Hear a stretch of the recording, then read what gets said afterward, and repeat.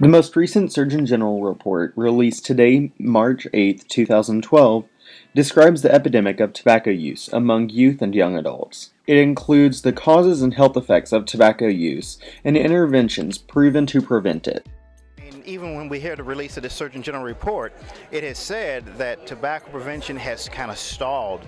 And so in North Carolina, can you imagine if we don't get our funding that has been supporting all the efforts of the True campaign? This report shows what happens when we cut back funding. When we cut back funding for effective state programs, more kids smoke. There's a direct correlation. That funding is literally saving lives and saving taxpayers billions of dollars.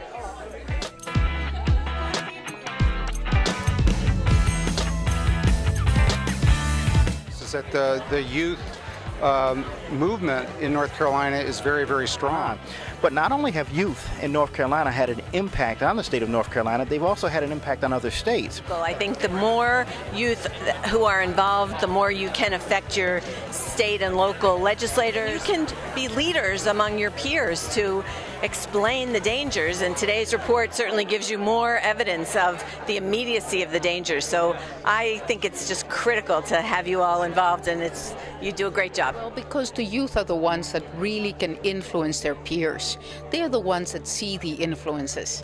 If we already know in this report that 8 out of 10 smokers started smoking before the age of 18, so it's a youth issue. Youth are the future leaders of tomorrow, and if they stand up and say, we don't want our friends and our families addicted and we want to be tobacco-free for the next generation, that's going to mean the world to everybody.